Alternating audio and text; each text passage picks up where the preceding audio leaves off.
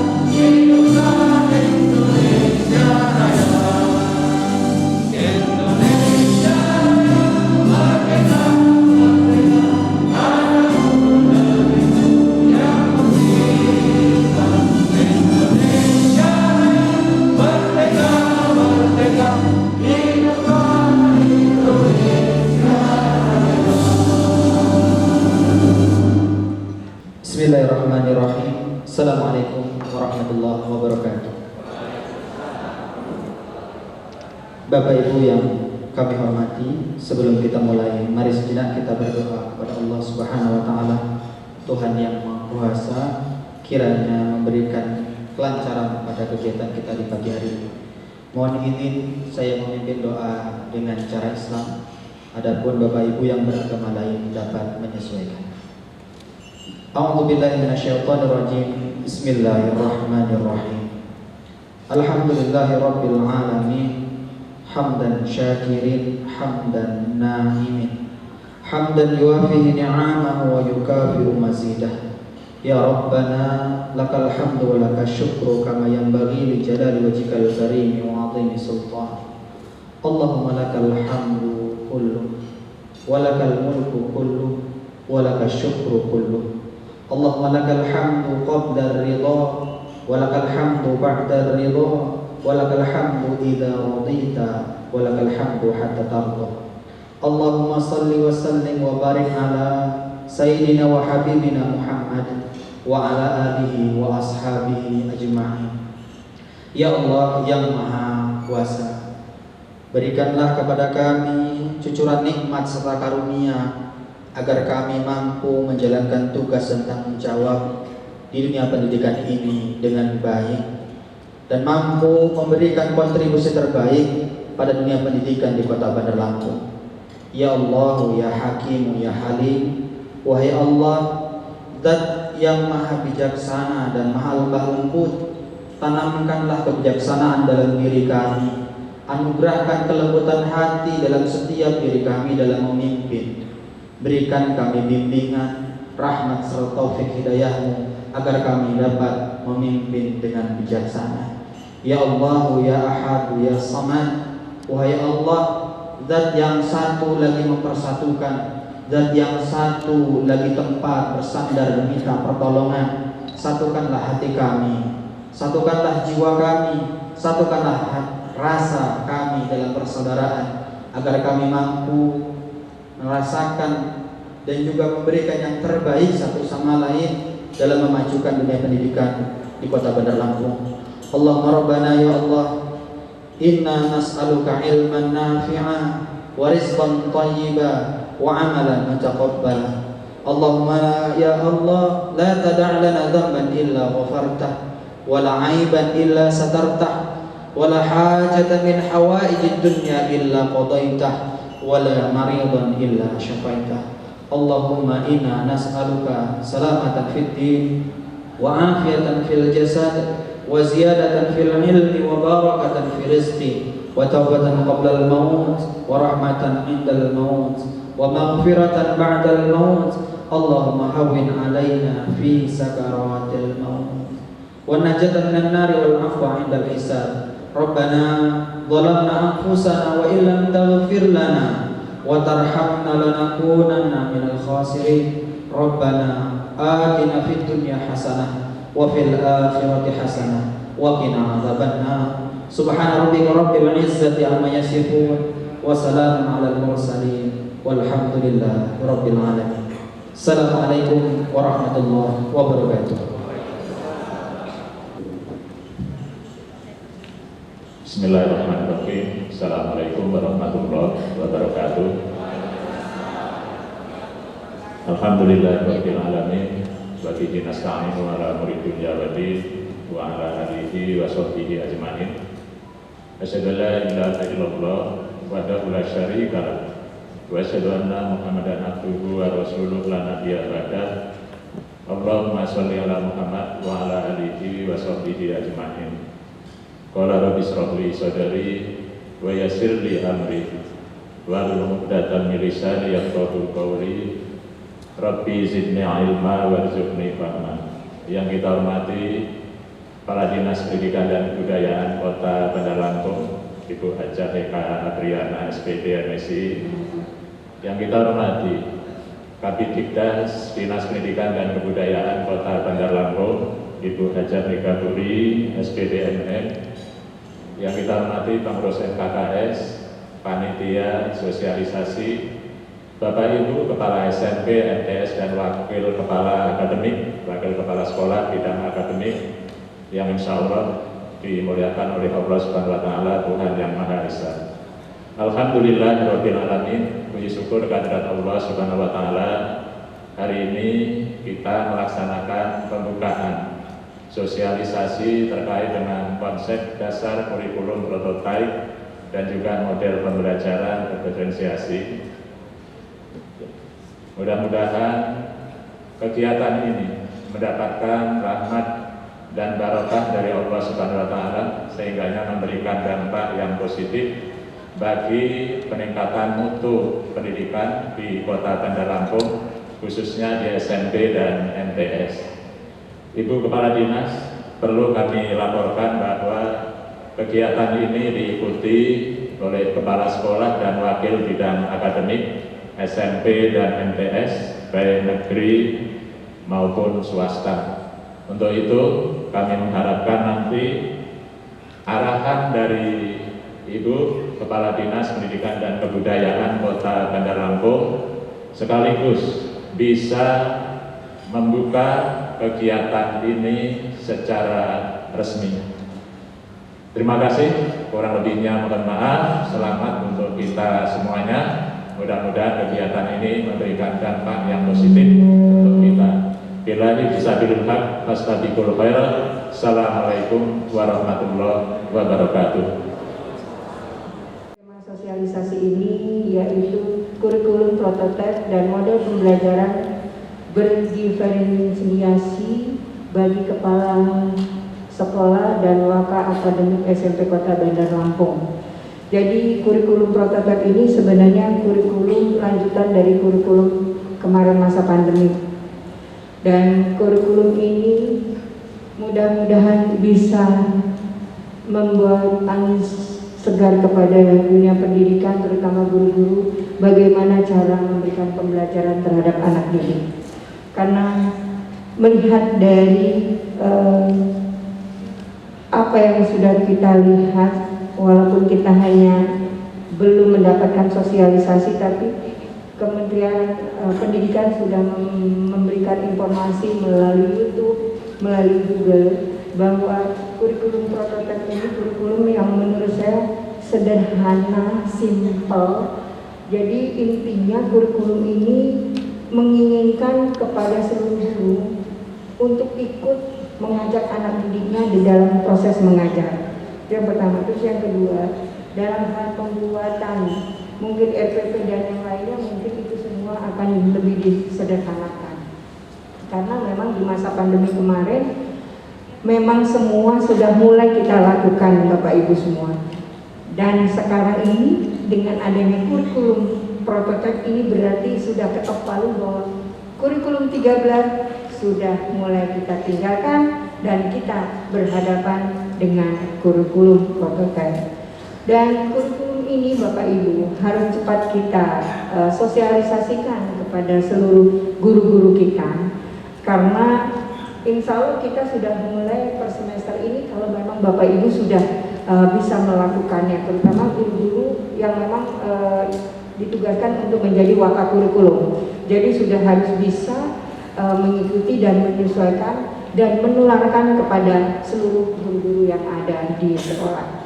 Bapak Ibu yang saya hormati, di masa pandemi ini bukan alasan kita untuk bermalas-malasan, tapi di masa pandemi ini kita harus lebih termotivasi, kita harus lebih semangat, kita harus lebih terobsesi untuk membawa dunia pendidikan ini menjadi lebih baik. COVID-19 bukan menjadi halangan, tapi COVID-19 ini menjadikan kita lebih bersemangat untuk memberikan ilmu-ilmu kita terhadap anak didik kita. Sosialisasi kurikulum prototipe dan model pembelajaran berdiferensiasi bagi kepala sekolah dan waka akademik SMP Kota Bandar Lampung dengan tema penyiapan layanan pendidikan berkualitas dalam bingkai Merdeka Belajar menuju profil pelajar Pancasila dibuka. Baik, Bapak Ibu semua, terima kasih banyak untuk kegiatan ini dengan baik. Assalamualaikum warahmatullahi wabarakatuh. Tabipun. Salam sejahtera bagi kita semua. Salam Nabi dan dulu.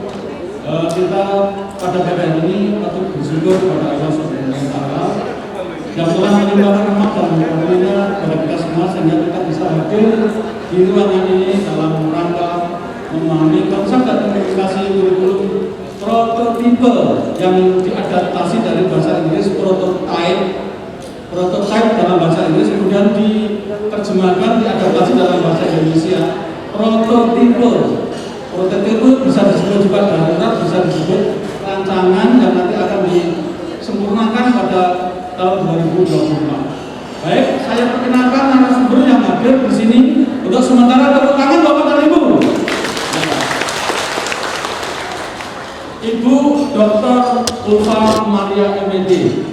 Beliau sudah lama berkecimpung di dalam dunia pendidikan, khususnya di kurikulum ya. Beliau aktif sejak kurikulum KBK, kemudian KTSP, dan kurikulum berikutnya yang pada hari ini akan menyampaikan terkait dengan kurikulum prototipe. Sebelum Ibu narasumber menyampaikan hal terkait dengan kurikulum prototipe, baik saya sampaikan terlebih dahulu riwayat pendidikan. Yang pertama S1 MIPA Matematika Universitas Ambon tahun 1988.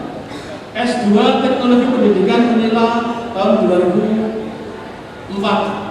2006 S3 Teknologi Pendidikan Universitas Negeri Jakarta selesai tahun 2010. Baik, saya informasikan terkait dengan riwayat pekerjaan. Pertama di LPMW Lampung sebagai PNS, yang kedua Media Explorer LPMW Lampung tahun 2010 sampai 2013. Kemudian Kepala LPMW Kepulauan Riau 2013-2018, jelas sekali itu. Kepala BP PAUD dan Dikmas Sumatera Utara tahun 2018-2021. Kemudian saat ini beliau menjabat sebagai Kepala BP PAUD dan Dikmas Lampung 2021 sampai dengan sekarang. Terkait dengan kurikulum prototipe, beliau juga salah satu di antaranya perancang dan ikut terlibat dalam perancangan kurikulum ini. Baik, pada kesempatan hari ini akan menyampaikan konsep dasar dan implementasi kurikulum prototipe sebagai panduan pertanyaan yang Bapak Ibu perlu memahami. Yang pertama, apa latar belakang munculnya kurikulum prototipe? Kemudian bagaimana latar belakangnya? Ketiga, bagaimana kerangka dasarnya? Yang keempat, bagaimana implementasinya dalam pembelajaran, dalam penerapan di sekolah? Berikutnya, bagaimana ciri khas kurikulum prototipe? Untuk mendapatkan pemahaman yang utuh, Bapak Ibu dipersilakan untuk menyimak dengan sangat cermat, karena ini baru pertama kali kita akan mendapatkan pencerahan terkait dengan kurikulum prototipe, Ibu. Oleh karena itu, Ibu Dr. Ulfa Maria MPD dipersilakan. Sebelumnya tepuk tangan buat Ibu. Terima kasih, Ibu. Baik, terima kasih Pak Wono, ini sahabat lama saya. Dan dari dulu beliau seperti inilah, jadi awet muda.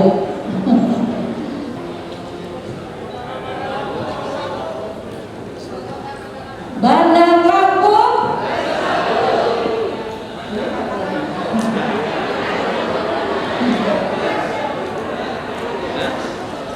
Gitu ya.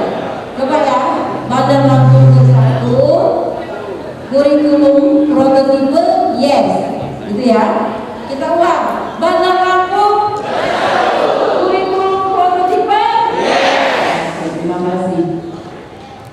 Oke, ini kronologis kurikulum kita, Bapak Ibu. Masih ingat? Yang usia-usia seperti saya 50-an pasti mengalami kurikulum ini. Mulai dari plan 1947 sampai di 2013 sekarang, Bapak Ibu.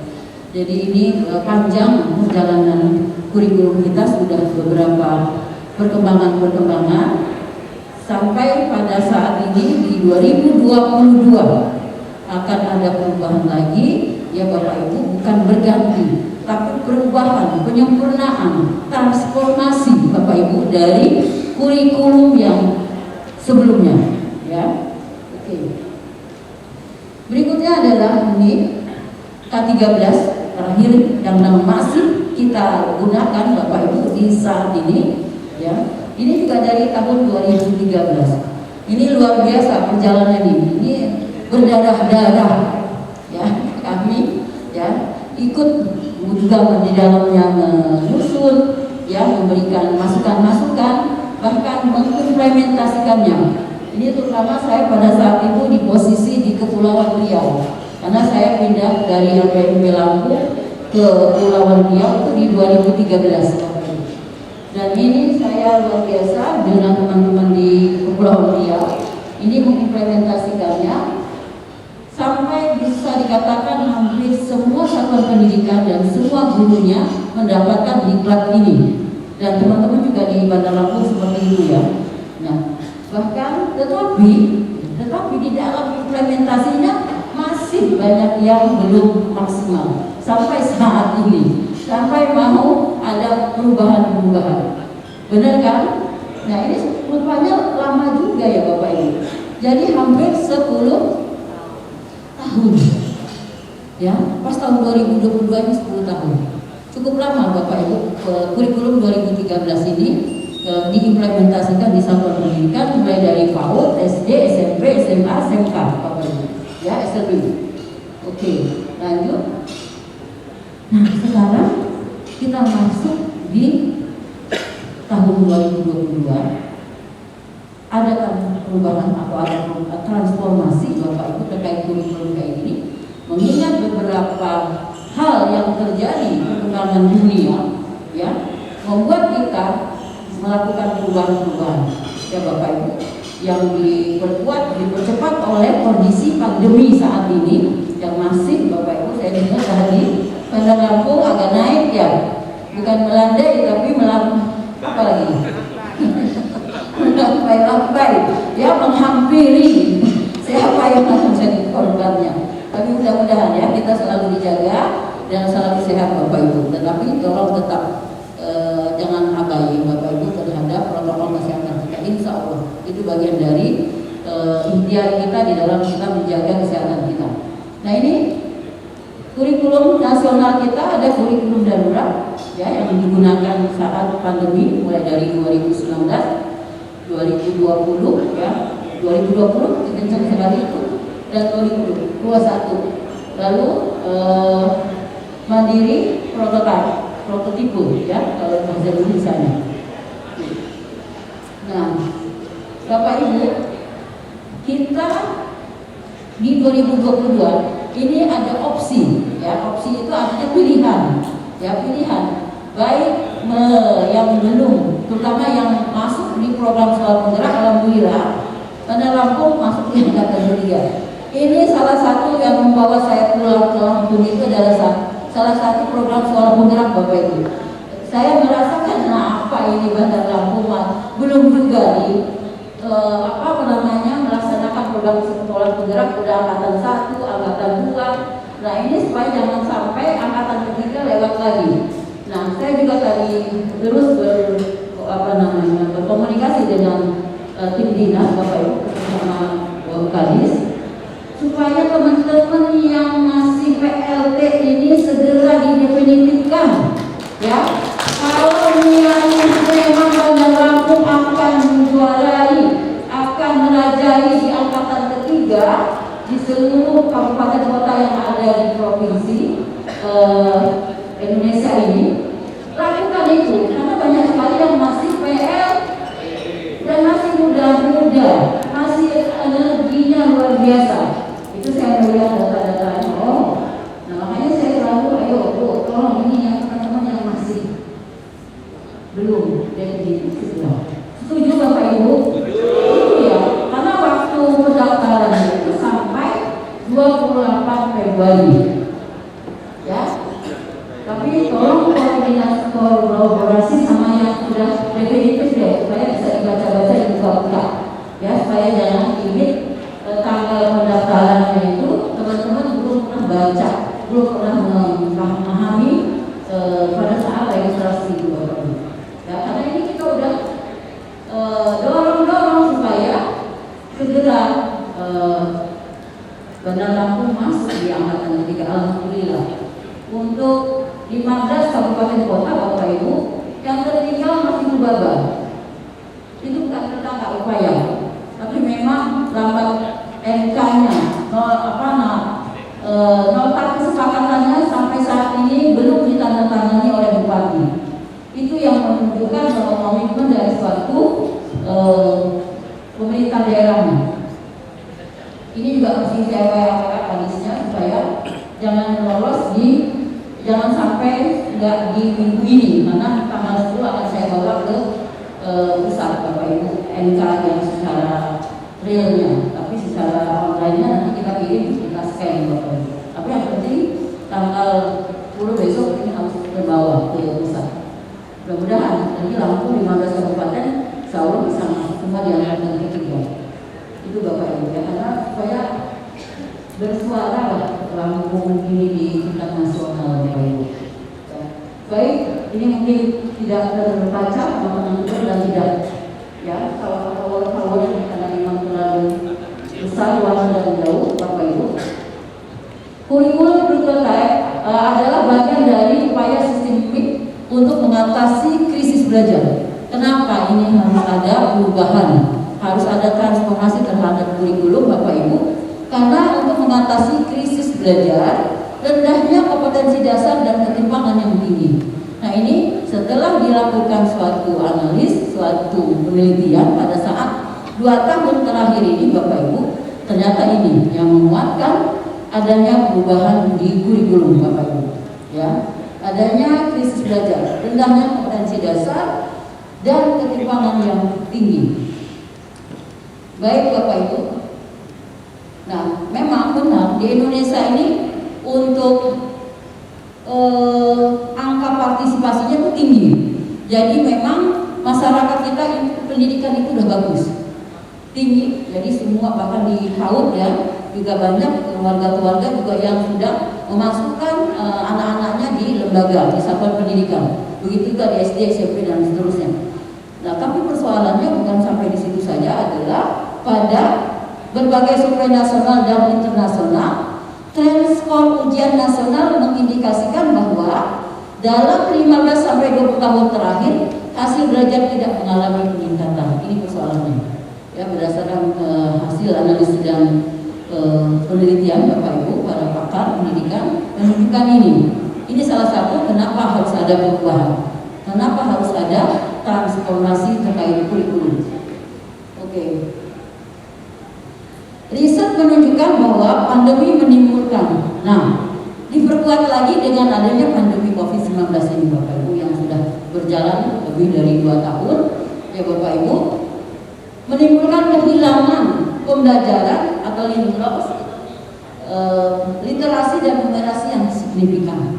Ini juga berdasarkan penelitian dan analis para pakar pendidikan di 2 tahun terakhir ini Bapak Ibu, memberikan gambaran bahwa sebelum pandemi kemajuan belajar selama 1 tahun ya Bapak Ibu, misalnya di kelas 1 SD adalah sebesar 129 poin untuk literasi dan 78 poin untuk numerasinya, ini sebelum pandemi. Tetapi setelah pandemi kemajuan belajar selama di kelas 1 berkurang secara signifikan. Untuk literasi learning loss setara dengan 6 bulan belajar, dan untuk numerasi learning loss-nya tersebut setara dengan 5 bulan belajar. Jadi data ini menunjukkan Bapak Ibu ya, sesudah dan sebelum dan sesudah itu literasinya 129, setelah pandemi ini 77, begitu juga di numerasi 78, sesudahnya 34. Ini gambaran jelas dan fakta berdasarkan survei yang dilakukan oleh para peneliti Bapak Ibu. Nah, berikutnya adalah sebagai bagian dari mitigasi learning loss, ya kehilangan kesempatan belajar maksudnya Bapak Ibu, sekolah diberi opsi, ada opsi ya terkait atau pemilihan untuk menggunakan kurikulum yang disederhanakan agar dapat berfokus pada penguatan karakter dan kompetensi dasar. Jadi ada opsi untuk menyederhanakan Bapak Ibu yang fokusnya pada penguatan karakter dan kompetensi dasar Bapak Ibu. Nah, di sini dapat terlihat Bapak Ibu menggunakan kurikulum 2013. Silakan yang masih sekolah-sekolah yang menggunakan kurikulum 2013 dilanjutkan Bapak Ibu untuk 2023 sampai nanti ditunggu di 2024 sampai adanya kurikulum nasional ya. Oke, lanjut menggunakan kurikulum darurat ya, kurikulum 2013 yang disederhanakan. Artinya ada penyederhanaan dari kurikulum 2013. Itu silakan digunakan Bapak Ibu. Lalu melakukan penyederhanaan kurikulum secara mandiri. Jadi boleh ini opsi ini dipilih sesuai dengan kondisi kebutuhan di satuan pendidikannya Bapak Ibu. Nah, di kementerian Bapak Ibu menyusun modul ya, menyusun modul literasi dan numerasi untuk membantu guru menerapkan kurikulum. Jadi tidak usah khawatir kalau untuk modul dan panduannya Bapak Ibu tentang numerasi dan literasinya ya. Teman-teman sudah mengaktifkan akun belajar? Berapa yang belum? Sudah semua? Nah, luar biasa ya. Guru-gurunya juga sudah? Ya. Tapi kenapa setelah saya lihat ya masih tidak maksimal? Iya aja ini namanya. Data yang bisa kita tengok itu di aplikasinya itu Bapak Ibu, berapa banyaknya di apa yang tercantum itu semuanya SMP kan, sehingga SD tidak tercover di dalamnya. Saya melihatnya masih belum sampai 30% Bapak Ibu. Halo, ya, kalau aktifkan akun belajarnya, ya, baik siswanya maupun guru-gurunya, ya, Bapak Ibu. Tolong itu karena disitulah kita bisa menggunakan teknologi informasi komunikasi untuk kita mempermudah di dalam bekerja maupun menyampaikan pembelajaran Bapak Ibu. Baik, lanjut. Kurikulum prototipe diberikan sebagai opsi tambahan. Nah, jadi ada tambahan di 2022 bulan khususnya bagi sekolah penggerak.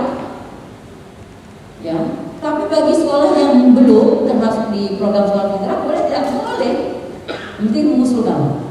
Ya, penting mengusulkan. Kurikulum prototipe diberikan sebagai opsi tambahan bagi satuan pendidikan untuk melakukan pemulihan pembelajaran selama 2022 sampai 2024. Kebijakan kurikulum nasional akan dikaji ulang pada tahun 2024 berdasarkan evaluasi selama masa pemulihan pembelajaran. Jadi 2022 sampai 2024 itu di proses, ya, proses penentuan kurikulum nasional kita. 2024 baru ready ya, tetapi kita sudah memulai.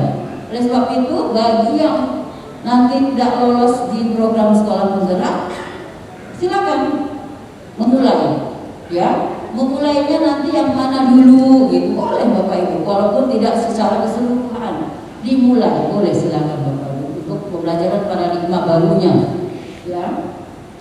Jadi ini terkait bagaimana wawasan, kemampuan, kepedulian di satuan pendidikan yang Bapak Ibu. Mau dibawa kemana pendidikan ini? Mau mengkajinya itu diperlukan. Dan saya senangnya hari ini bersama-sama teman kepala sekolah dan wakil ya, ini udah mulai membicarakan ini nanti di forum yang kecil di MKKS, ditindaklanjuti seperti apa dan bagaimana secara maksimalnya supaya implementasinya dimulai. Saran saya lebih baik dimulai, ya, lebih baik dimulai bertahap, ya, mungkin di pembelajarannya itu nanti dilihat karena kerangka kurikulumnya itu apa saja Bapak. Nah ini masa pandemi kita menggunakan kurikulum 2013. Di pandemi kita ada kurikulum 2013, kurikulum darurat ya Bapak Ibu. Lalu yang di kurikulum darurat itu kurikulum 2013 yang disederhanakan, itu maksudnya ya. Lalu kurikulum yang di tahun 2021-22 sampai hari ini, kurikulum 2013 lanjutkan, kurikulum darurat boleh, dan kurikulum prototipe di sekolah penggerak dan di SMK dan di SMK ya Bapak Ibu dimulai ya. Tapi kalau di sekolah penggerak itu wajib menggunakan, tapi bagi di luar sekolah penggerak monggo menjadi pilihan, menjadi opsi Bapak Ibu. Itu ya. Oleh sebab itu mulai aja, mungkin sebagiannya Kak atau menyeluruhnya silakan Bapak Ibu dimulai supaya tidak gagap di kemudian guru-guru kita Bapak Ibu. Ya, makanya kenapa di program sekolah penggerak itu kepala sekolahnya itu tidak boleh diganti selama 4 tahun ya, supaya memang benar-benar mengawal sekolah itu dari awal Bapak Ibu. Itu tidak boleh, itu bagian daripada klausul nota kesepakatan dan Permendikbud ya, tidak boleh. Itu salah satu yang harus komunikasi kepada pihak pemerintah daerahnya Bapak Ibu. Bahkan pengawasnya pun nanti ke depan nggak boleh diganti dulu di sekolah binaan tersebut, gurunya nggak boleh pindah dulu Bapak Ibu. Itu ke depan, tapi saat ini baru penggerak sekolah yang nggak boleh pindah saat program sekolah penggerak itu dilakukan minimal 1 periode atau 4 tahun Bapak Ibu. Itu ya merupakan, kalau itu terjadi ada sanksinya Bapak Ibu. Ya, ada sanksinya. Ada kabupaten kota yang di angkatan 1 Bapak Ibu itu tidak bisa melanjut ikut lagi mendaftar sekolah-sekolahnya. Kenapa? Salah satu sanksinya itu tutup aplikasinya Bapak Ibu. Ya, karena ada beberapa guru atau kepala sekolahnya yang dipindah-pindahin sama pemerintahnya dan itu udah komitmen dari awal kan. Kayak gitu. Jadi ada sanksinya. Nah, di 2022 sampai 2024 Bapak Ibu, kurikulum 2013, kurikulum darurat dan kurikulum prototipe sebagai opsi bagi semua satuan pendidikan. Ini sudah dimulai. Ya, dimulai. Nah, 2024 nanti Bapak Ibu penentuan kebijakan kurikulum nasional berdasarkan evaluasi terhadap kurikulum pada masa pemulihan pembelajaran. Ini Bapak Ibu baru nanti dimulai. Insya Allah kondisi kita Bandar Lampung Indonesia ini aman dan damai ya. Kita mudah-mudahan ini pandemi ini selesai ya.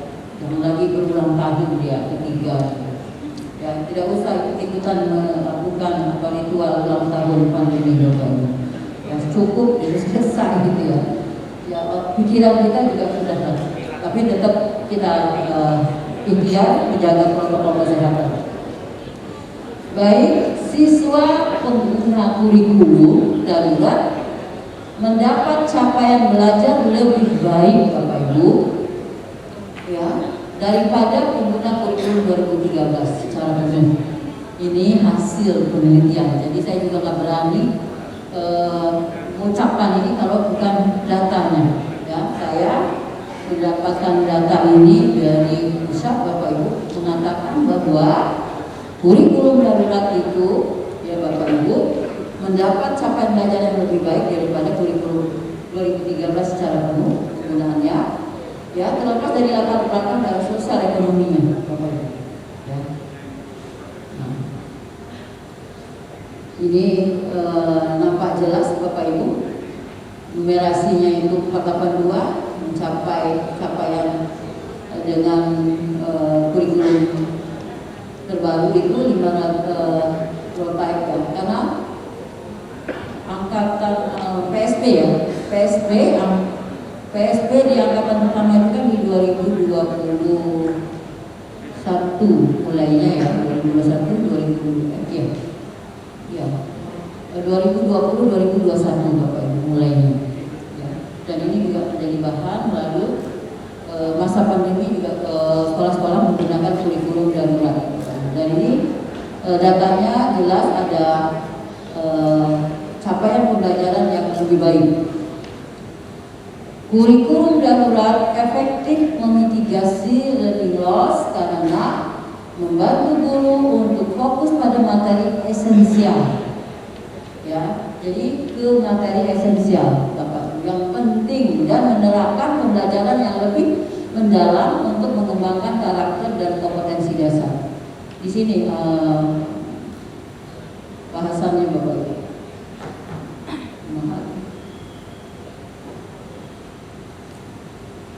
Data kualitatif menginformasikan bahwa guru merasa terbantu untuk melihat materi yang esensial sehingga bisa merancang dan menerapkan pembelajaran yang lebih baik. Artinya tidak seluruh materi itu, tetapi dipilih yang esensial saja dari kurikulum tersebut, sehingga waktu guru itu ada untuk merancang dan menerapkan pembelajaran yang lebih baik, Bapak Ibu. Modul literasi numerasi disiapkan oleh Kemendikbudristek, ya, juga sering disebut sebagai alat bantu untuk memanfaatkan untuk penerapan kurikulum. Nah ini Bapak Ibu. Jadi memang kurikulum prototip nanti itu juga mengacu pada kurikulum darurat atau penyederhanaan dari kurikulum 2013. Jadi tidak terlalu penuh, ya, tetapi nanti dipilih pada materi-materi yang esensial saja. Kita lihat di sini benang merah pengembangan kurikulum, Bapak Ibu. Kurikulum prototipe melanjutkan arah pengembangan kurikulum sebelumnya. Jadi melanjutkan, bukan mengganti. Jadi bahasa mengganti ada menteri baru, ganti kurikulum. Itu bukan seperti itu Bapak Ibu, tetapi kita melakukan transformasi perubahan atau pengembangan kurikulum sebelumnya, ya seperti itu. Nampak? Kurikulum prototipe melanjutkan arah pengembangan kurikulum sebelumnya terkait pada orientasi holistik kurikulum dirancang, ya. Jadi orientasi holistik menyeluruh Bapak Ibu, ya. Dan kurikulum ini dirancang untuk mengembangkan murid secara holistik, mencakup kecakapan akademis dan non-akademis, kompetensi kognitif, sosial, emosional, dan spiritual. Jadi cara menyeluruh ada di dalamnya terkait akademiknya, non-akademiknya, Bapak Ibu, ya, kompetensi kognitifnya, sosialnya, emosionalnya, dan spiritualnya. Jadi ini. Jadi dia secara menyeluruh ada mengcover, ya, berbagai komponen-komponen untuk pengembangan kompetensi manusianya. Berbasis kompetensi bukan konten, ya, berbasis kompetensi bukan konten. Kurikulum dirancang berdasarkan kompetensi yang ingin dikembangkan, bukan berdasarkan konten atau materi tertentu. Ya, jadi pada kompetensi apa yang ingin dicapai, kompetensi apa yang ingin dikembangkan dari peserta didik tersebut, ya Bapak Ibu, ini yang menjadi komponen utamanya. Kontekstualisasi dan personalisasi, Bapak Ibu. Kurikulum dirancang sesuai dengan konteks, ya, jadi artinya sesuai dengan keadaan senyatanya, Bapak Ibu, terkait budaya kita, ya Bapak Ibu. Misi sekolah, lingkungan lokal itu Bapak Ibu, intinya seperti itu. Dan personalisasi artinya sesuai dengan kebutuhan murid kita, siswa kita. Nah ini yang insya Allah ini sudah artinya benar-benar mengembangkan segenap potensi anak-anak kita berdasarkan kebutuhan di usia-usia tersebut. Makanya nanti di kurikulum kita itu ada fase-fase Bapak Ibu. Fase prasekolah, fase SD itu dibagi dalam fase 1, 2, dan seterusnya Bapak Ibu. Oke, kurikulum prototip atau prototipe ini mendorong pembelajaran yang sesuai dengan kemampuan siswa serta memberi ruang lebih luas pada pengembangan karakter dan kompetensi dasar. Oke, ya. Jadi kurikulum prototipe memiliki beberapa karakteristik utama yang mendukung pemulihan pembelajaran, antara lain pembelajaran berbasis proyek. Nah ini yang digadang-gadangkan di kurikulum prototipe ini Bapak Ibu. Bukan berarti selama ini kita juga tidak menggunakan ini, ya. Banyak beberapa sekolah juga memang terkait pembelajaran berbasis proyek ini sudah digunakan Bapak Ibu dan memang memberikan hasil yang cukup besar manfaatnya Bapak Ibu ya. Jadi pembelajaran berbasis proyek ini untuk mengembangkan soft skill dan karakter ya. Jadi bagaimana mengembangkan karakter anak-anak kita ya, apalagi di SMP ini anak itu masa transisi dari anak-anak, remaja dan dewasa. Di SMP ini masa transisi, masa anak-anak yang memang perlu penanganan yang khusus Bapak Ibu karena dia belum besar banget gitu ya, tapi menuju ke sana dan juga bukan anak-anak lagi. Jadi masa transisi di SMP ya sangat perlu perhatian. Oleh sebab itu nilai-nilai karakter itu harus terbangun dari usia mereka. Mudah-mudahan dari usia PAUD itu sudah ditumbuhkan, dikembangkan Bapak Ibu di SD, di SMP, sehingga pada saat SMP dan selanjutnya itu sudah membiasakannya saja karena dia sudah tumbuh dan berkembang sejak usia dini. Ini harapannya begitu. Karakter itu tidak bisa sehari dua hari dan beberapa bulan Bapak Ibu, tetapi ini sudah merupakan kebiasaan dan itu ditumbuhkan dari sejak usia dini. Ya, bagaimana dia menghargai, bagaimana dia peduli, bagaimana dia tahu tata krama, bagaimana dia mampu memberikan, menghormati segala macam itu semuanya dari usia dini Bapak Ibu. Ya, lanjut di SD, di jenjang SD, dan ini harus kolaborasi antara orang tua, sekolah dan masyarakat, nggak bisa sendirian. Oke. Fokus pada materi esensial. Nah ini yang saya katakan tadi, esensial yang memang benar-benar dibutuhkan untuk perkembangan, untuk penguatan diri ya, kompetensi anak, sehingga ada waktu cukup untuk pembelajaran yang mendalam bagi kompetensi dasar seperti literasi dan numerasi. Ini di semua mata pelajaran Bapak Ibu, bukan hanya di pelajaran matematika atau di bahasa Indonesia, tapi di semua mata pelajaran. Fleksibel bagi guru untuk melakukan pembelajaran yang sesuai dengan kemampuan murid dan melakukan penyesuaian dengan konteks dan muatan lokalnya. Jadi tetap memaksimalkan potensi siswa dan gaya belajar siswanya Bapak Ibu ya. Terus secara konteks dan muatan lokalnya Bapak Ibu. Jadi bagaimana anak-anak itu tidak lewat walaupun dia di sekolah internasional misalnya, tapi dia secara nasionalisnya, secara budayanya dia tetap adalah orang Indonesia gitu. Intinya seperti itu. Apalagi memang dia ada di sekolah negeri gitu ya, tetap bagaimana nasionalisnya, budaya-budaya yang ada di lokal tersebut bisa dia pahami juga, bisa dia kuasai juga. Oke, karakteristik utama kurikulum proyek adalah pengembangan karakter. Ya Bapak Ibu, ini yang harus kita pahami bahwa visi pendidikan Indonesia itu harus dicapai Bapak Ibu, bukan hanya slogan. Ya, visi pendidikan Indonesia itu harus dicapai, harus terrealisasi dari mana? Dari hasil pendidikan dari satuan-satuan pendidikan Bapak Ibu. Dan hasilnya adalah yang realisnya adalah profil pelajar Pancasila. Itu intinya Bapak Ibu.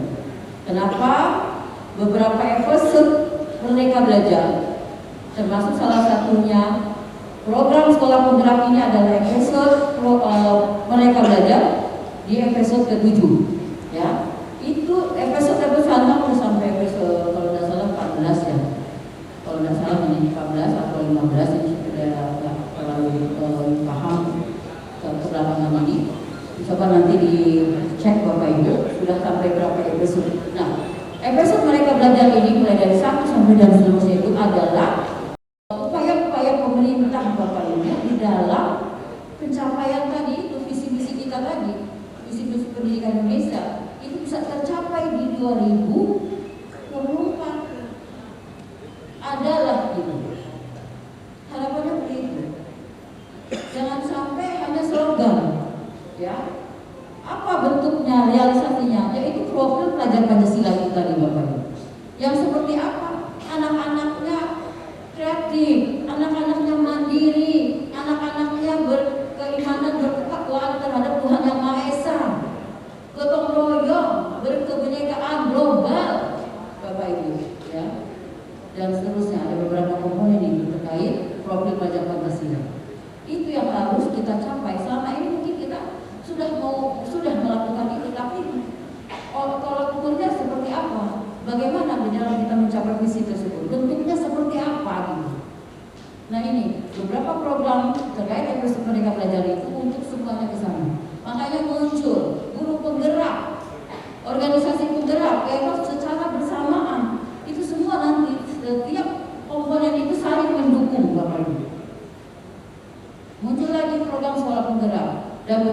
peserta-peserta Merdeka Belajar lainnya, Bapak Ibu, semuanya untuk ke sana, untuk terrealisasi. Jadi jelas. Jadi nanti yang mana yang memang memberikan pengaruh besar itu nanti akan dievaluasi.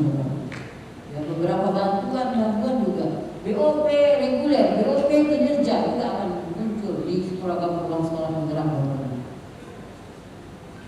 Nah ini jadi pengembangan karakter adalah di kurikulum 2013 sudah menekankan, sudah ada Bapak Ibu pada pengembangan karakter, namun belum memberi porsi khusus dalam struktur kurikulumnya. Ya. Harapannya Bapak Ibu di kurikulum prototipe ini ada 20-30% jam pelajaran menggunakan untuk, ya 20-30% jam pelajarannya digunakan untuk pengembangan karakter profil pelajar Pancasila melalui pembelajaran berbasis proyek. Ya, itu nanti munculnya, karena di situ anak bisa berkolaborasi, anak punya inisiatif, bisa mandiri, bisa berpikir kritis di situ Bapak Ibu di proyek itu Bapak Ibu, karena dia harus mengalami. Jadi tidak dijelaskan secara ceramah pembelajarannya, tapi dia mengalami. Nanti diberikan tema-temanya apa yang arahnya nanti menuju profil pelajar Pancasila. Pembelajaran berbasis proyek penting untuk mengembangkan karakter, karena ini Bapak Ibu memberi kesempatan untuk belajar melalui pengalaman yang saya sampaikan tadi. Anak mengalami itu baik di PAUD juga bisa Bapak Ibu, ya di PAUD, SD, SMP apalagi Bapak Ibu, anak-anaknya sudah bisa mandiri, anak-anaknya sudah bisa tinggal untuk dia melanjutkan apa yang diharapkan dari pembelajaran proyek ini Bapak Ibu. Mengintegrasikan kompetensi esensial yang dipelajari peserta dan berbagai disiplin ilmu, struktur belajar yang fleksibel. Ya, jelas kalau proyek itu bisa juga di sekolah, bisa bersama-sama, bisa di rumah, atau bisa dia tidak harus tatap muka. Itu intinya Bapak Ibu. Oke, ini tidak nampak, ini merupakan contoh alur perkembangan dimensi beriman dan bertakwa kepada Tuhan Yang Maha Esa dan berakhlak mulia. Ini salah satu profil karakter profil pelajar Pancasila yang harus memang terrealisasi di diri anak Bapak Ibu, bukan hanya slogan. Anak memiliki keimanan dan ketakwaan, memiliki akhlak yang baik Bapak Ibu, itu harus tercermin dari kepribadian anak tersebut. Ini kuncinya Bapak Ibu. Ya, dia tahu sopan santun, dia tahu tata krama, dia tahu menghargai, ya Bapak Ibu. Itu bagian dari karakter. Karakter itu ada karakter akhlak, ada karakter kinerja Bapak Ibu. Ya. Dia jujur tapi males. Nggak bisa. Jujur tapi males. Ya Bapak Ibu, punya kemampuan tapi culas, nggak boleh. Ini yang harus kita lakukan. Ya, pintar banyak tapi mau untungnya sendiri, mau menangnya sendiri, tidak bagus itu. Jadi harus ada karakter akhlaknya, ada karakter kinerja. Ini harus nyambung. Diberi kepercayaan itu dilakukan dengan baik, gitu, Bapak Ibu. Jangan sampai dia punya kemampuan tapi diberikan kepercayaan tidak mampu melakukannya dengan baik. Oke, nah tema utama pembelajaran berbasis proyek ini diberikan beberapa temanya. Bukan berarti ini saja, tidak, silakan dikembangkan Bapak Ibu, boleh. Tapi ini bagian antara lain tema-tema dari pembelajaran berbasis proyek itu. Ya Bapak Ibu. Kemendikbudristek menjadikan 7 tema utama yang perlu dikembangkan menjadi modul dengan topik dan tujuan yang lebih spesifik. Bangunlah jiwa dan raganya. Ini kan secara umum. Apa nanti subnya?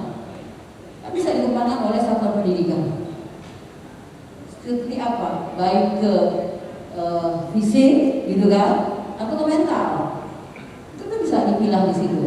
Jadi kalau fisiknya seperti apa, kalau mentalnya nanti seperti apa, supaya tema bangun dan jiwa dan raganya itu klop gitu Bapak Ibu, supaya anak-anak mampu mengikuti pembelajaran dengan baik. Berarti jiwanya harus juga sehat, raganya juga pun harus sehat. Berekayasa dan berteknologi untuk membangun NKRI ini juga luar biasa luas, bisa dibuat berikutnya tema ini Bapak Ibu. Bineka Tunggal Ika, gaya hidup berkelanjutan, kearifan lokal, kewirausahaan dan suara demokrasi. Ya, ini juga bisa dikembangkan menjadi sub-sub tema yang lebih luas Bapak Ibu di satuan pendidikan. Ini tema besarnya, tema besarnya. Dan ini boleh dikembangkan. Contoh pembelajaran ini ada materi-materi sudah saya siapkan dalam satu folder Bapak Ibu, dan banyak bahkan bisa digunakan oleh teman-teman. Nanti ada dalam bentuk satu banyak, bukan hanya ini, banyak contoh-contoh yang lain-lainnya, sehingga instrumen-instrumen juga banyak, nanti bisa diambil dari panitia Bapak Ibu. Tahapan proyek, jadi nanti kalau menggunakan pembelajaran berbasis proyek ini ada tahapan-tahapan. Bapak Ibu pasti anaknya itu mampu juga dia pengenalan, ada pemetaan masalah, ada aksinya apa, dan ada evaluasi. Jadi ada tahap-tahap. Kalau di kurikulum 2013 itu yang 5M itu, masih ingat? Nah itu sebenarnya ini proyek itu Bapak. Artinya bagaimana suatu aktivitas itu atau suatu kegiatan itu yang 5M itu bisa ada semua, kayak gitu. Oke. Ini karakter utama kurikulum juga fokus pada materi esensial Bapak Ibu. Nah ini fokus pada materi esensial ada Bapak Ibu. Pembelajaran yang mendalam ya Bapak Ibu. Ya baik melalui diskusi, kerja kelompok, pembelajaran berbasis problem dan proyek perlu waktu Bapak Ibu. Nah ini fokus pada materi esensial ini, makanya pembelajaran yang mendalam. Materi yang terlalu padat juga Bapak Ibu akan mendorong guru untuk menggunakan ceramah keseluruhan. Jadi supaya dia fokus pada materi esensial saja, supaya guru-gurunya punya waktu untuk memberikan rancangan, memberikan desain pembelajaran yang lebih baik Bapak Ibu. Kurikulum prototipe berfokus pada materi esensial di tiap mata pelajaran untuk memberi waktu kepada pengembangan, untuk ruang dan waktu bagi pengembangan kompetensi, terutama kompetensi mendasar seperti literasi dan numerasi secara lebih mendalam. Intinya begitu. Kenapa materi esensial yang lebih diutamakan? Agar punya kesempatan teman-teman guru dan murid kita yang mengkajinya secara mendalam. Jadi tidak hanya batas permukaannya saja, tetapi lebih mendalam lagi dengan pembelajaran berbasis proyek ini. Oke, ini capaian pembelajaran contohnya dia Bapak Ibu. Ini ada capaian pembelajaran kelas 1 dan kelas 2 mata pelajaran bahasa Indonesia. Nampak terlihat KIKD-nya bererotan, ya. KIKD-nya itu kan dari KI 1, dari KI itu ada kompetensi inti, yaitu ada KI 1, KI 2, KI 3, KI 4 ya.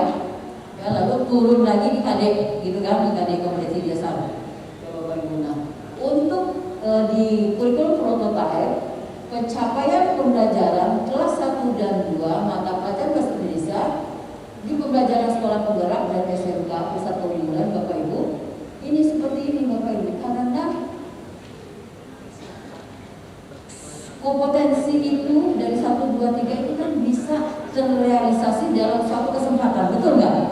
Ya toh, bagaimana sosial emosionalnya itu dicampur dengan kognitif yang harus dia capai dan keterampilan yang dia harus lakukan, itu kan dalam suatu kesempatan. Nah ini yang dirangkum di kurikulum prototipe Bapak Ibu. Karena di bahasa Indonesia itu kan ada menyimak, ada membaca, ada bicara, ada menulis. Nah itu dalam suatu aktivitas pembelajaran pembelajaran berbasis proyek itu bisa tercapai semua Bapak. Itu maksudnya. Jadi tidak dipisah-pisah gitu ya Bapak Ibu. Tapi secara kontennya masih KIKD-nya itu masuk Bapak Ibu. Tapi secara strateginya dia dilakukan bersama-sama. Oke, karakteristik utama lagi fleksibel ya. Fleksibel, perencanaan kurikulum sekolah dan penyusunan rencana pembelajarannya juga lebih fleksibel Bapak Ibu. Saat ini kurikulum mengunci tujuan pembelajaran per tahun. Ya. Struktur kurikulum saat ini mengunci jam pelajaran per minggu. Nah, nanti di kurikulum prototipe ini adalah Bapak Ibu, kurikulum prototipe penetapan tujuan belajar per fase 2 sampai 3 tahun untuk memberikan fleksibilitas bagi guru dan sekolah. Nanti dilihat per fasenya itu kalau di SMP berapa fase yang harus dilakukan Bapak Ibu. Kurikulum prototipe menetapkan jam pelajarannya per tahun agar sekolah dapat berinovasi dan menyusun kurikulum dan pembelajarannya. Dia tidak per minggu, per tahun. Jadi bisa dalam bulan ini berapa jam dilakukan. Bisa jadi ada bulan-bulan tertentu yang memang sangat kecil jamnya Bapak Ibu. Jadi di situ letaknya. Jadi tidak 1 minggu itu harus sekian gitu Bapak Ibu, tidak. Karena dia ditentukan per tahun. Oke, capaian pembelajaran dan alternatif alurnya Bapak Ibu. Ini contoh juga ya, nanti bisa dibahas lebih lanjut nanti di strategi maupun yang nanti kan materi berikutnya pembelajaran diferensial ya. Oke. Nanti di sana karena ini juga nampak oleh Bapak Ibu dan materi-materi yang lengkapnya saya berikan nanti di dalam folder. Ini alurnya juga Bapak Ibu ini contoh-contoh. Oke. Nampaknya itu ya, semuanya sudah ada. Karakteristik kurikulum di setiap jenjang ada karakteristiknya Bapak Ibu. Ini juga ada terbaca kecil. Kegiatan bermain sebagai proses belajar yang utama. Nah, di PAUD. Jadi di PAUD itu benar-benar kegiatan bermain itu sebagai proses belajar yang utama. Penguatan literasi dini dan penanaman karakter melalui kegiatan bermain belajar berbasis buku bacaan anak. Jadi nanti kalau ini dibaca Bapak Ibu bahwa memang masing-masing jenjang itu punya karakteristiknya sendiri sesuai dengan perkembangan dan pertumbuhan anak-anak tersebut, sesuai dengan masanya. Lagi di SMP ini jelas Bapak Ibu penyesuaian dengan perkembangan teknologi digital, mata pelajaran informatika menjadi mata pelajaran wajib. Jadi TIK yang waktu di 2013 itu menjadi atau terintegrasi saja di mata pelajaran ya, tapi sekarang udah wajib ya. Jadi berita baik bagi teman-teman kita yang punya kualifikasi TIK itu bahwa TIK menjadi mata pelajaran yang wajib ya. Karena memang sekarang mau tidak mau, suka tidak suka ya, teknologi itu harus kita kuasai ya. Guru-guru harus move on dengan itu. Luar biasa itu Bapak Ibu. Bagaimana kita menggunakan berbagai akun-akun belajar itu ya. Salah satu akun belajar.id itu memberikan sarana yang baik cukup bagi Bapak Ibu untuk digunakan di dalam membantu proses pembelajaran. Ya Bapak Ibu, itu untuk yang SMP, yang lainnya nggak saya bacakan ya. Untuk modul-modul Bapak Ibu ada semua, jadi jangan khawatir. Tinggal Bapak Ibu download, tinggal dipelajari ya. Memang harus punya tim. Di sekolah itu ada tim TIK-nya harus bagus Bapak Ibu. Dan berproses belajar. Kalau cara belajar orang dewasa, ya, terutama saya Bapak Ibu untuk TIK itu, saya belajar yang mau saya pakai, yang mau saya gunakan, yang mau mempermudah saya bekerja. Itu saya pelajari Bapak Ibu, menggunakan TIK-nya. Bagaimana LMS itu dikuasai, GMAT itu dikuasai Bapak Ibu. Ya, itu semua masuk. Saya punya SIM PKB juga, akun belajar ini saya punya juga Bapak Ibu. Karena kita sebagai narasumber, kita menggunakan LMS, kita menggunakan Gmail, kita menggunakan Chromebook Bapak Ibu. Itu harus kita kuasai. Ya, jadi jangan sampai kita nyuruh-nyuruh teman kita terus. Jangan, harus bisa. Belajarlah dari yang kita gunakan, mau digunakan itu belajarlah dulu. Ya, karena aplikasi-aplikasi itu akan digunakan di akun-akun belajar kita. Baik, itu yang dapat saya sampaikan di kesempatan ini. Mungkin ada waktu kita untuk diskusi. Ya, saya yakin juga teman-teman punya pemahaman yang lebih banyak karena terkait kurikulum prototipe ini, Bapak Ibu sudah banyak diinformasikan di YouTube ya. Jadi pasti ada yang sudah banyak belajar, bahkan banyak yang sudah jadi guru penggerak ya. Di sini ada yang jadi guru penggerak untuk Kota Lampung. Itu juga banyak materi-materi yang disampaikan di kegiatan-kegiatan tersebut maupun di kegiatan-kegiatan lainnya.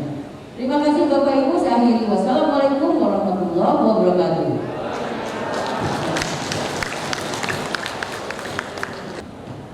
Demikian tadi paparan yang disampaikan oleh Dr. Maria. Bapak Ibu masih semangat? Bandar Lampung. Bandar Lampung bersatu. Kurikulum prototipe yes. Bandar Lampung. Kurikulum prototipe. Baik Bapak Ibu, supaya semangat lagi, saya akan memberikan sebuah pantun. Belum. Kebakau nih lewat Kota Baru. Pergi bersama naik skuter.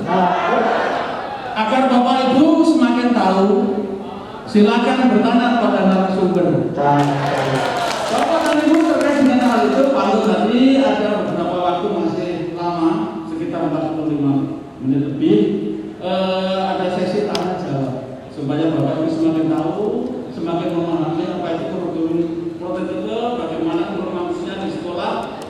Ibu narasumber pada tahun pelajaran baru nanti kami akan mencoba ya, beberapa sekolah akan mencoba untuk melaksanakan kurikulum prototipe, walaupun kami apakah terpilih sebagai guru penggerak atau tidak, itu adalah kurang penggerak itu mungkin tidak semua, tapi kami akan melaksanakan secara bersama-sama.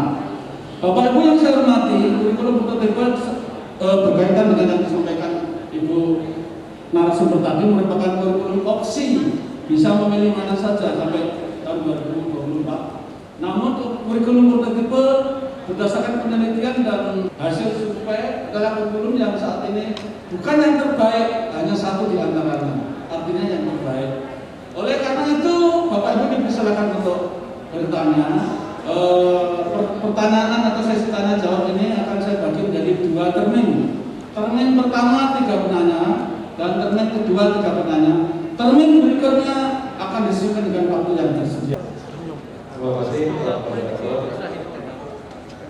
Ibu Pak yang saya hormati, paparan Ibu, beberapa hal saya sudah belajar dari SMP Negeri 42 Lampung.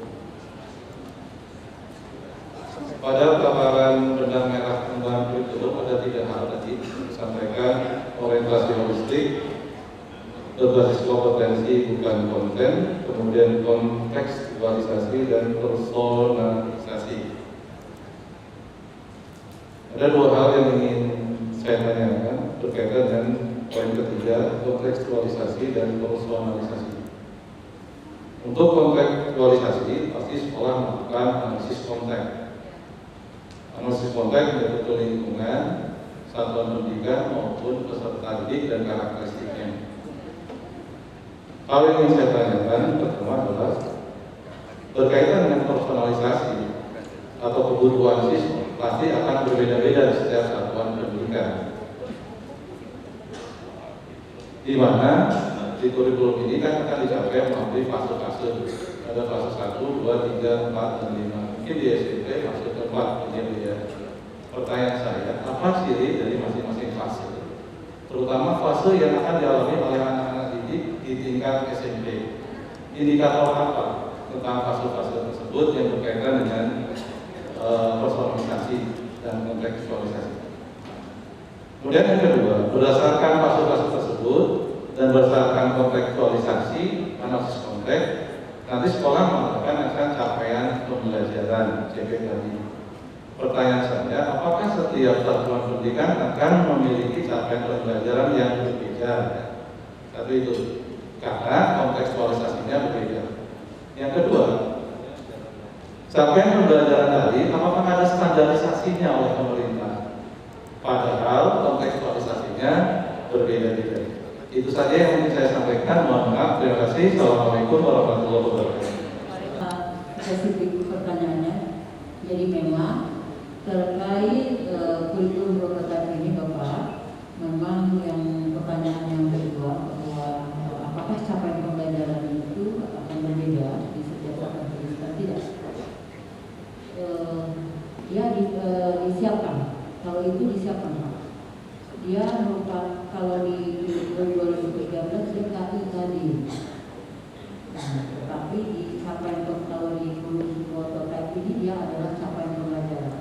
Nanti capaian pembelajaran itu yang akan dibidon menjadi modul ajar dalam arti di sini ada dalam dan RBP-nya. Nah itu. Jadi memang tetap masih ada diberikan batasan tetap, tetapi itu bisa dikembangkan sesuai dengan daerah kita masing-masing dan satuan pendidikan maupun anak didik kita yang tadi personalisasi, kontekstual itu tadi Pak. Jadi bagaimana terkait masuk kepada tema utama tadi, mungkin berbeda kalau kita bicara tentang tema apa kebinekaan di satu tempat, gitu kan Pak? Nggak akan sama dengan di tempat yang lain gitu yang mungkin budayanya beda gitu. Nah itu Pak. Jadi hal-hal seperti itu nanti dikaji di forum-forum MKAS kah, MGMP kah gitu, bagaimana ini menyesuaikan daerah kita gitu Pak. Jadi diberikan keleluasan di situ. Itulah merdeka belajarnya guru-guru kita maupun segi satuan pendidikan kita. Tetap Pak. Tetap pasti ada payungnya yang harus di pedomannya Pak, itu capaian pembelajaran. Jadi diberikan, tapi nanti pada saat pengembangannya, pada saat implementasinya, bagaimana kontekstualnya, bagaimana personalisasinya itu akan muncul. Jadi tetap diberikan keleluasan.